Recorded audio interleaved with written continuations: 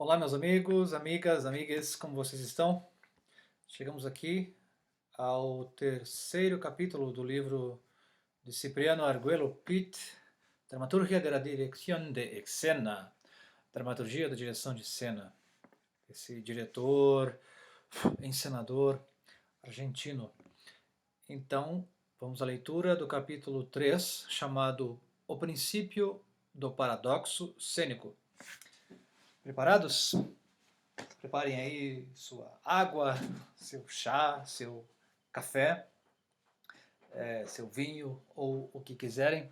Desconectem-se das redes sociais e vamos à leitura.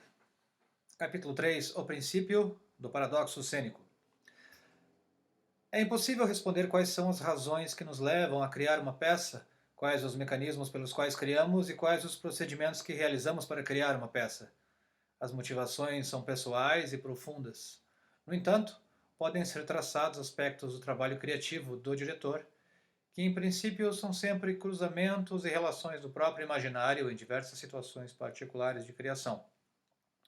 A criação não é o nascimento de algo novo, mas sim a combinação daquilo que à primeira vista parece não ter contiguidade. O diretor levanta conceitos que posteriormente são desenvolvidos na cena e passam a criar uma tensão com a experiência anterior. O campo do ensaio estabelece uma tensão com o passado imediato. O ensaio é o espaço onde se estabelecem as questões fundamentais da profissão e da prática teatral. As questões que surgem no ensaio, se seguirmos a ideia de experiência, estão ligadas num duplo sentido. Dialogam com a norma, mas ao mesmo tempo a questionam. Nesse caso, o balé seria um exemplo claro de como a doxa, como norma, pode se tornar paradoxal, pois não nega a norma, mas antes a desloca. A palavra paradoxo contém em si uma definição própria, como aquilo que não pertence à norma, que é deslocado, que se realiza de outras formas, e a doxa como norma, regra, ordem consensual. Nesse sentido, o paradoxal seria aquilo que não deixa de responder à ordem, mas que vai em outra direção, a desloca e a discute. O paradoxal não é contraditório, mas é duplo. Não é verdadeiro nem falso, mas é verdadeiro e falso ao mesmo tempo. Harold Pinter, no seu discurso ao receber o Prêmio Nobel de Literatura em 2005, disse: "Não há distinções absolutas entre o que é real e o que não é, nem entre o que é verdadeiro e o que é falso. Uma coisa não é necessariamente verdadeira ou falsa, pode ser verdadeiro e falso." Fim da citação. Título: Real.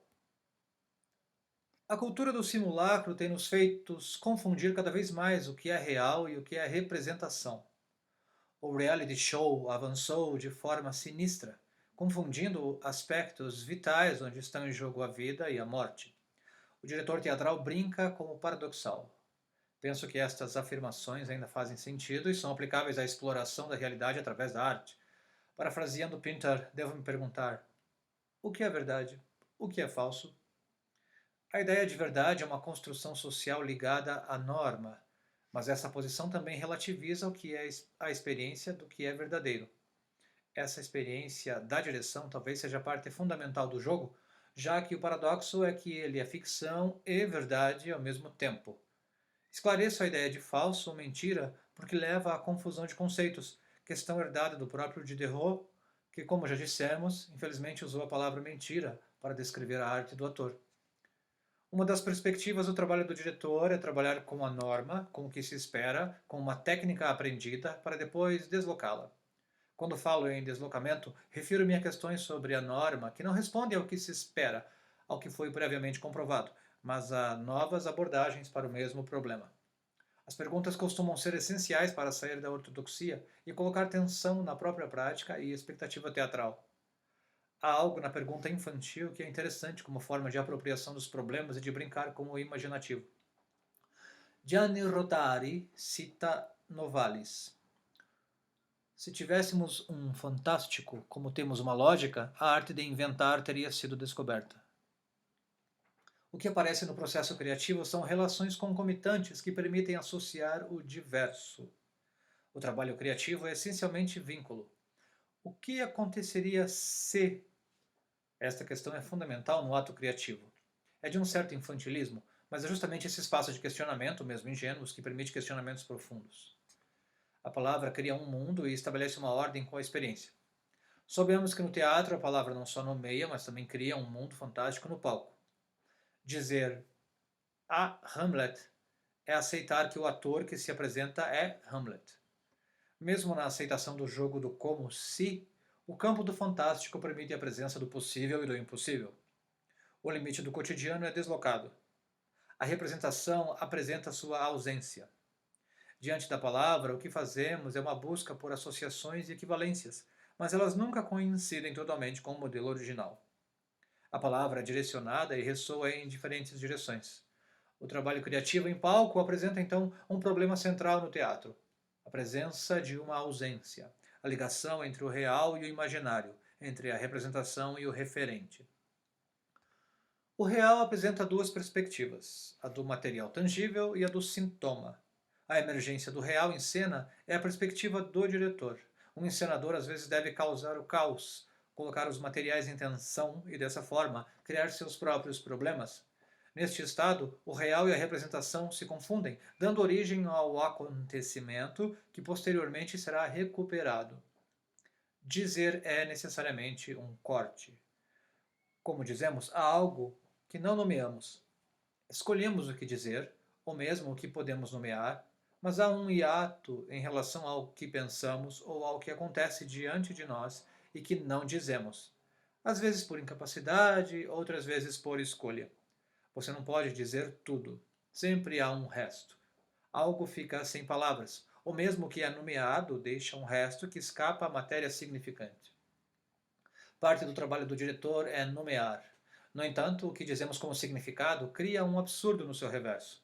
Muitas vezes, atrelados ao fato de a obra ser compreendida ou com o medo do caos criativo, descartamos nos ensaios o que aparentemente não se enquadra na lógica do sentido, perdendo assim a possibilidade de apresentar múltiplos sentidos da obra.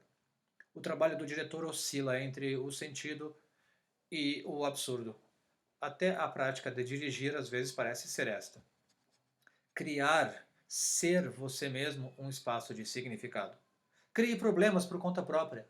O diretor cria o seu próprio problema, que deverá resolver nos ensaios e que, por sua vez, irá gerar outros problemas que não foram planejados no início.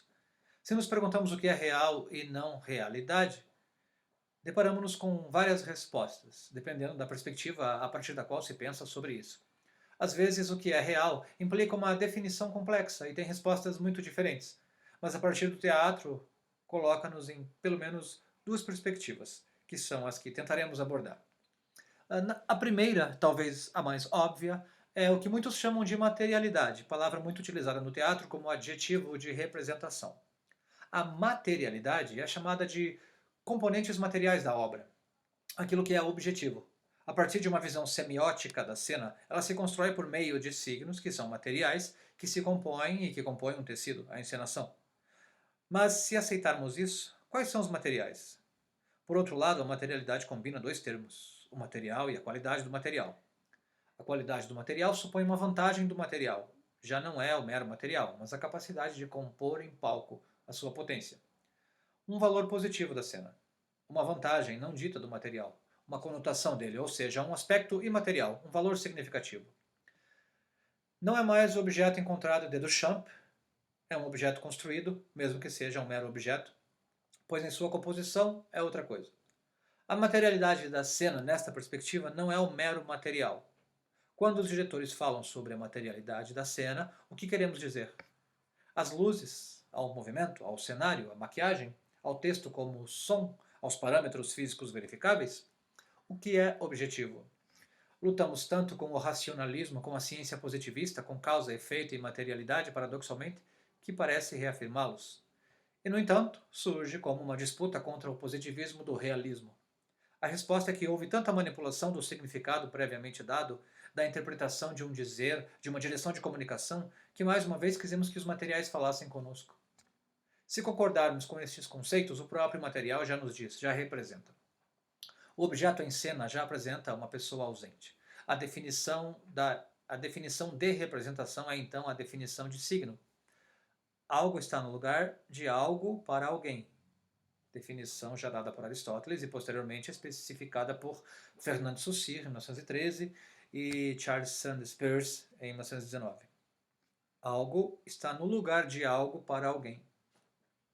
A representação, se voltarmos à ideia platônica, está no lugar da ideia ou do conceito, ou seja, o material é um intermediário dessa ideia.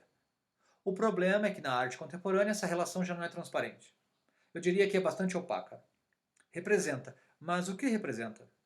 Às vezes é tão confuso o que a coisa é quanto o que ela faz. Às vezes a presença refere-se ao mesmo objeto. Materialidade é o que existe, mas o mais complicado é a relação com outros objetos materiais. Se pensarmos no ator, se pensarmos no ator é ainda mais complicado, porque o que acontece é uma relação dinâmica. Portanto, a função do diretor é estabelecer aquelas relações de sentido que podem parecer um mero poder, ou pelo contrário, a perda de material significativo. Neste ponto, gostaria de acrescentar que é impossível isentarmos-nos da vontade de interpretar. Interpretamos constantemente. Lemos tudo como signos, que dirá Roland Barthes. Lemos tudo como signos, porém é a partir de uma posição fenomenal que o diretor poderia ter uma vontade antipredicativa. Ou seja, que procure suspender pelo menos por um momento o que é apresentado e não dar um olhar narrativo ao que acontece. A ambiguidade como possibilidade de coexistência de opostos pode às vezes parecer contraditória. A vontade narrativa de que todos os elementos da cena se interrelacionem, gerando uma tessitura homogênea e sem rupturas, é a vontade de controlar o acontecimento, e o que é controlado não acontece.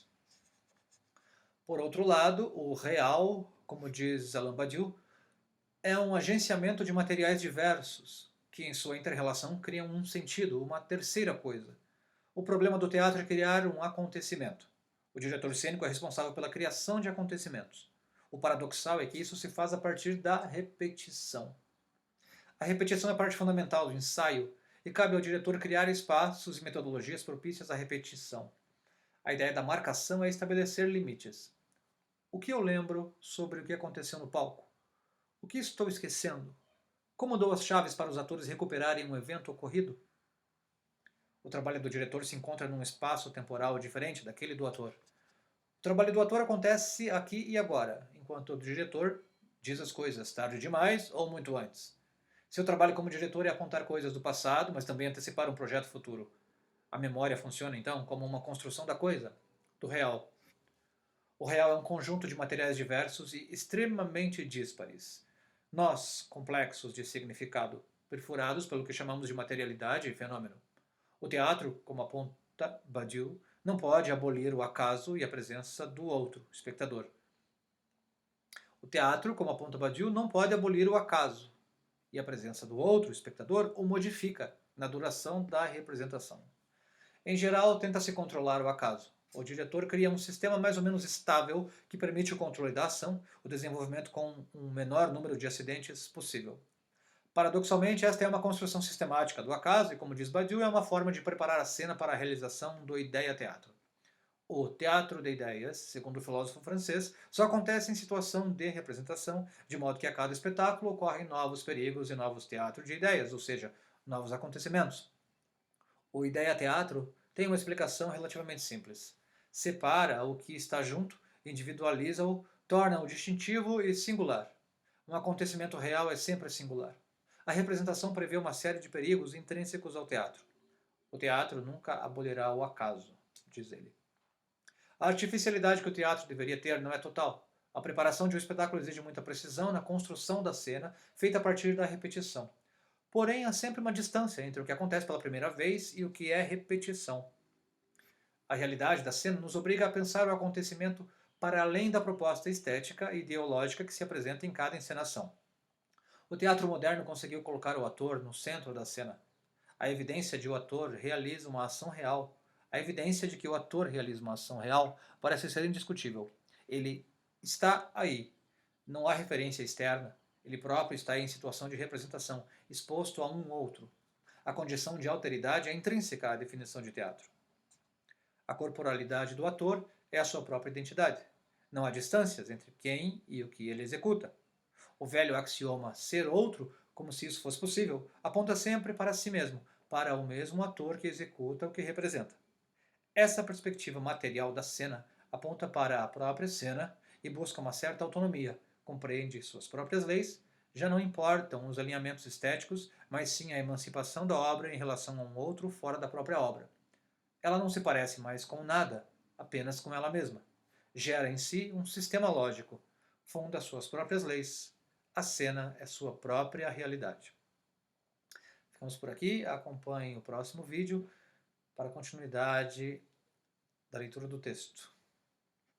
Não deixe de curtir o canal, ativar o sininho e vamos que vamos. Um abraço.